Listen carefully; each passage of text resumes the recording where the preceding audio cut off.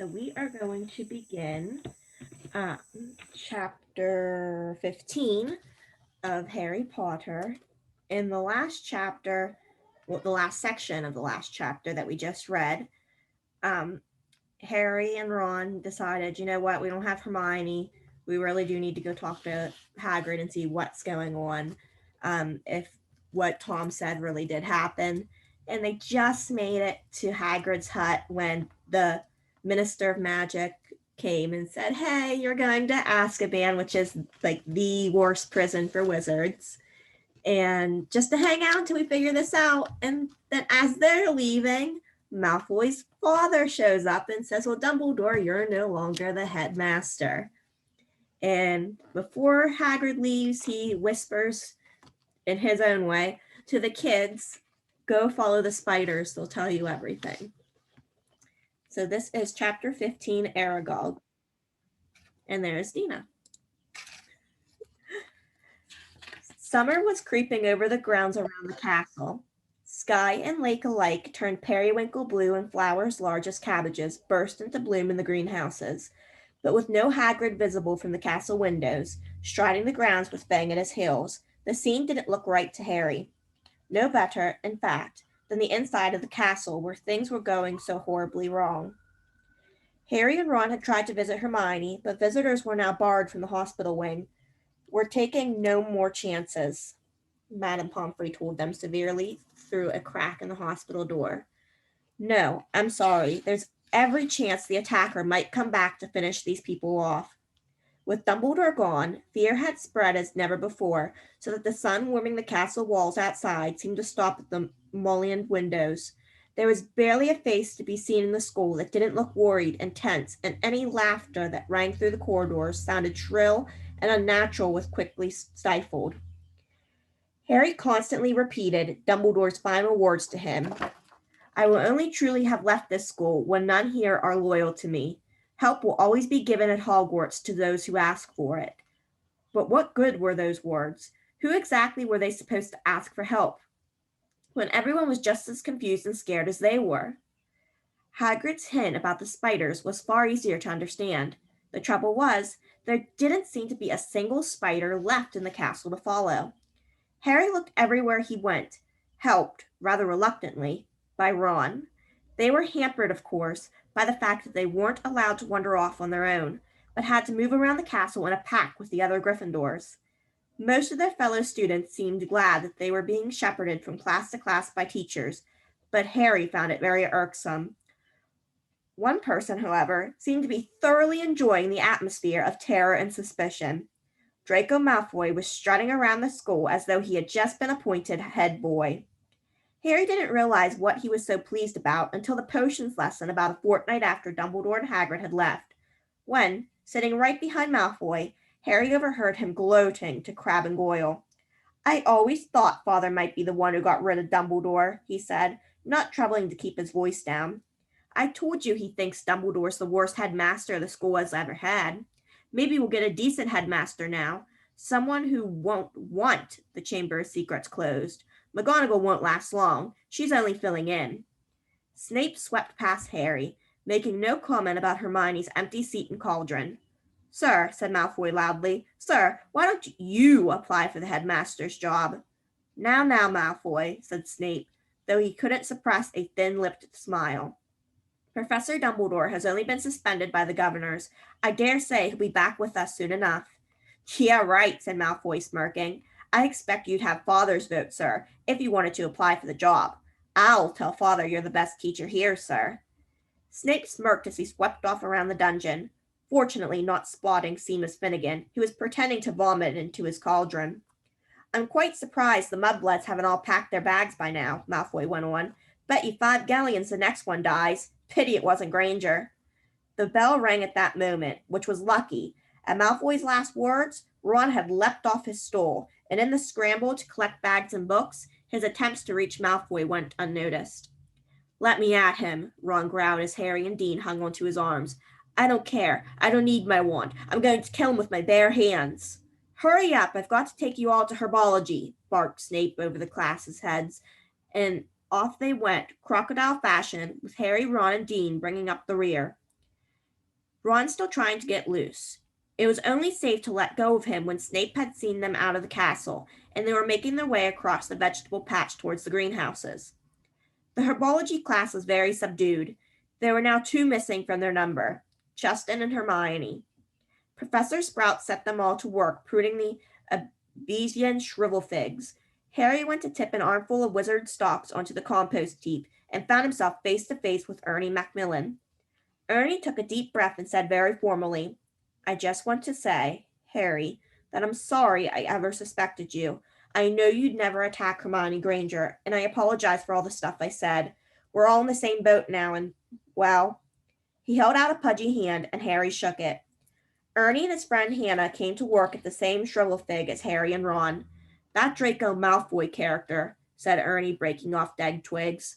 "He seems very pleased about all this, doesn't he? Do you know, I think he might be Slytherin's heir." "That's clever of you," said Ron, who didn't seem to have forgiven Ernie as readily as Harry. "Do you think it's Malfoy, Harry?" Ernie asked. "No," said Harry so firmly that Ernie and Hannah stared. A second later, Harry spotted something that made him hit Ron over the hand with his pruning shears. "Ouch! What are you—" Harry was pointing at the ground a few feet away.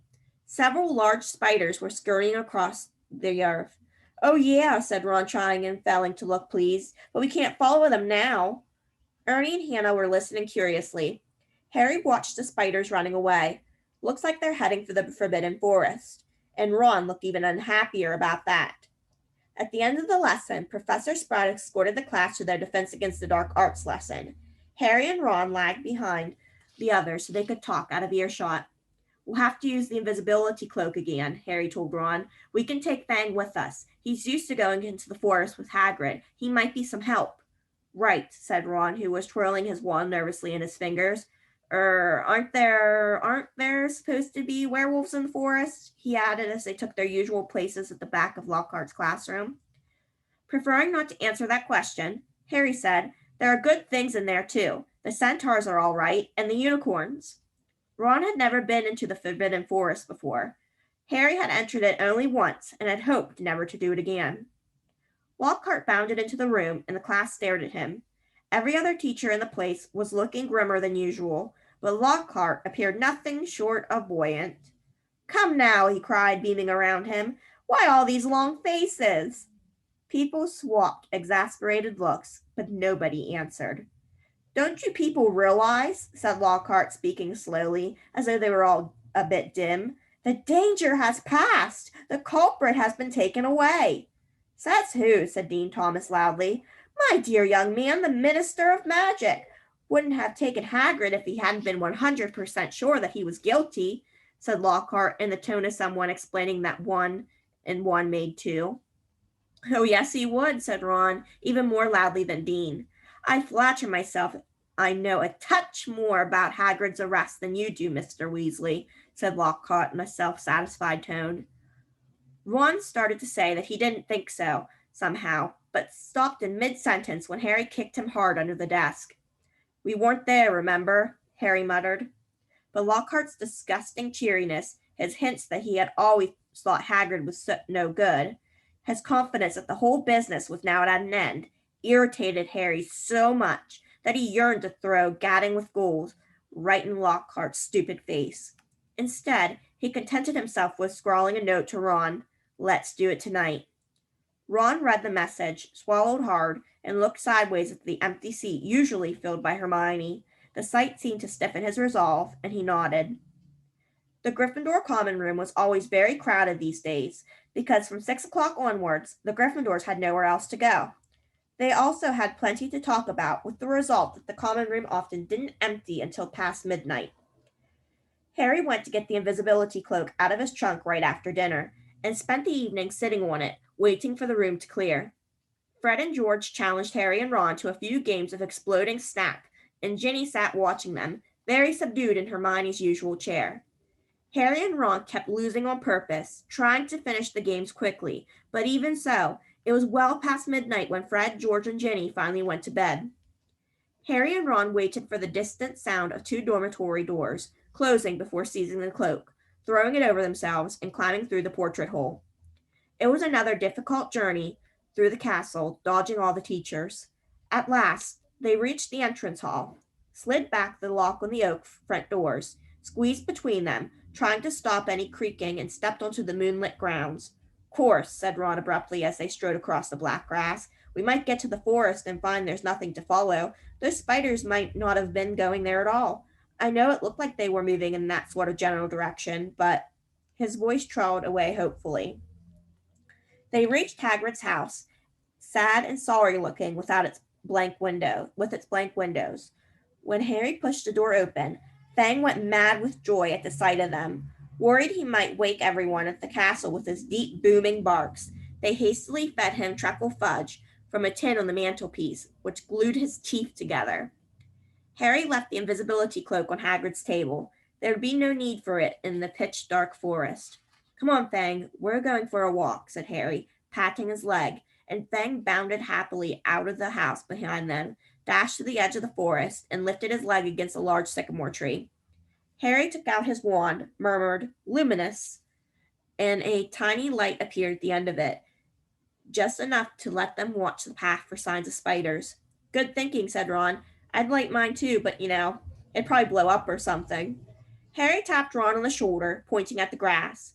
Two solitary spiders were hurrying away from the wand light into the shade of the trees. Okay, Ron sighed as though resigned to the worst. I'm ready. Let's go. So with Fang scampering around them, sniffing tree roots and leaves, they entered the forest. By the glow of Harry's wand, they followed the steady trickle of spiders moving along the path. They walked for about 20 minutes, not speaking, listening hard for noises other than breaking twigs and rustling leaves. Then, when the trees had become thicker than ever, so that the stars overhead were no longer visible, and Harry's wand shone alone in a sea of dark, they saw their spider guides leaving the path. Harry paused, trying to see where the spiders were going, but everything outside his little sphere of light was pitch black. He had never been this deep into the forest before. He could vividly remember Hagrid advising him not to leave the forest path last time he'd been here. But Hagrid was miles away now, probably sitting in a cell in Azkaban, and he had also said to follow the spiders. Something wet touched Harry's hand, and he jumped backwards, crushing Ron's foot, but it was only Fang's nose. What do you reckon? Harry said to Ron, whose eyes he could just make out, reflecting the light from his wand. We've come this far, said Ron. So they followed the darting shadows of the spiders into the trees. They couldn't move very quickly now. There were tree roots and stumps in their way, barely visible in the near blackness. Harry could feel Fang's hot breath on his hand. More than once they had to stop so that Harry could crouch down and find the spiders in the wan light. They walked for what seemed like at least half an hour, their robes snagging on low-slung branches and brambles. After a while, they noticed that the ground seemed to be sloping downwards through the trees, though the trees were as thick as ever. Then Fang suddenly let loose a great echoing bark, making both Harry and Ron jump out of their skins. What? Said Ron loudly, looking around into the pitch dark and gripping Harry's elbow very hard. There's something moving over there, Harry breathed. Listen, sounds like something big. They listened. Some distance to their right, the something big was snapping branches as it carved a path through the trees. Oh no, said Ron. Oh no, oh no, oh, shut up, said Harry frantically. It'll hear you. Hear me, said Ron in an unnaturally high voice. It's already heard Fang. The darkness seemed to be pressing on their eyeballs as they stood, terrified, waiting. There was a strange rumbling noise and then silence. What do you think it's doing? Said Harry. Probably getting ready to pounce, said Ron. They waited, shivering, hardly daring to move. Do you think it's gone? Harry whispered. Dunno. Then to their right came a sudden blaze of light, so bright in the darkness that both of them flung up their hands to shield their eyes. Fang yelped and tried to run, but got lodged in a tangle of thorns and yelped even louder. Harry, Ron shouted, his voice breaking with relief. Harry, it's our car. What? Come on. Harry blundered after Ron towards the light, stumbling and tripping, and a moment later they had emerged into a clearing. Mr. Weasley's car was standing, empty, in the middle of a circle of thick trees under a roof of dense branches, its headlamps ablaze. As Ron walked, open-mouthed towards it, it moved slowly towards him, exactly like a large turquoise dog greeting its owner. It's been here all the time, said Ron delightedly, walking around the car. Look at it. The forest turned it wild. The wings of the car were scratched and smeared with mud. Apparently, it had taken to trundling around the forest on its own.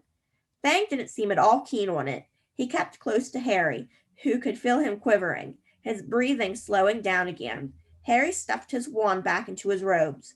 And we thought it was going to attack us, said Ron, leaning against the car and patting it. I wondered where it had gone. Harry squinted around on the floodlit grounds for signs of more spiders, but they had all scuttled away from the glare of the headlights. We've lost the trail, he said. Come on, let's go and find them. Ron didn't speak. He didn't move. His eyes were fixed on a point some 10 feet above the forest floor, right behind Harry. His face was livid with terror. Harry didn't even have time to turn around.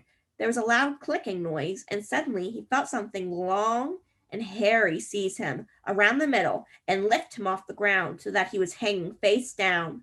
Struggling, terrified, he heard more clicking and saw Ron's legs leave the ground too, heard Fang whimpering and howling. Next moment, he was being swept away into the dark trees. Head hanging, Harry saw that what had hold of him was marching on 6 immensely long, hairy legs, the front two clutching him tightly below a pair of shining black pincers. Behind him, he could hear another of the creatures, no doubt carrying Ron. They were moving into the very heart of the forest. Harry could hear Fang fighting to free himself from a third monster, whining loudly, but Harry couldn't have yelled even if he had wanted to. He seemed to have left his voice back with the car in the clearing. He never knew how long he was in the creature's clutches. He only knew that the darkness suddenly lifted enough for him to see that the leaf-strewn ground was now swarming with spiders. Craning his neck sideways, he realized that they had reached the rim of a vast hollow, a hollow which had been cleared of trees, so that the stars shone brightly onto the worst scene he had ever clapped eyes on. Spiders. Not tiny spiders like those surging over the leaves below. Spiders the size of cart horses, 8-eyed, 8-legged, black, hairy, gigantic. The massive specimen that was carrying Harry made its way down the steep slope towards a misty doomed web in the very center of the hollow, while its fellows closed in all around it, clicking their pincers excitedly at the sight of its load. Harry fell to the ground on all fours as the spider released him. Ron and Fang thudded down next to him. Fang wasn't howling anymore, but cowering silently on the spot. Ron looked exactly like Harry felt. His mouth was stretched wide in a kind of silent scream, and his eyes were popping. Harry suddenly realized the spider, which had dropped him, was saying something. It had been hard to tell, because he clicked his pincers with every word he spoke. Aragog, it called. Aragog. And from the middle of the misty domed web, a spider the size of a small elephant emerged very slowly. There was gray in the black of his body and legs, and each of the eyes on his ugly, pincered head was milky white. He was blind. What is it? He said, clicking his pincers rapidly. Men, clicked the spider who had caught Harry. Is it Hagrid? Said Aragog, moving closely, his 8 milky eyes wandering vaguely. Strangers, clicked the spider who had brought Ron. Kill them, clicked Aragog fretfully. I was sleeping. We're friends of Hagrid's, Harry shouted. His heart seemed to have left his chest a pound in his throat. Click, click, click went the pincers of the spiders all around the hollow. Aragog paused. Hagrid has never sent men into our hollow before, he said slowly. Hagrid's in trouble, said Harry, breathing very fast. That's why we've come. In trouble? Said the aged spider, and Harry thought he had heard concern beneath the clicking pincers. But why has he sent you? Harry thought of getting to his feet, but decided against it. He didn't think his legs would support him, so he spoke from the ground as calmly as he could. They think up at the school that Hagrid's been setting something on the students. They've taken him to Azkaban.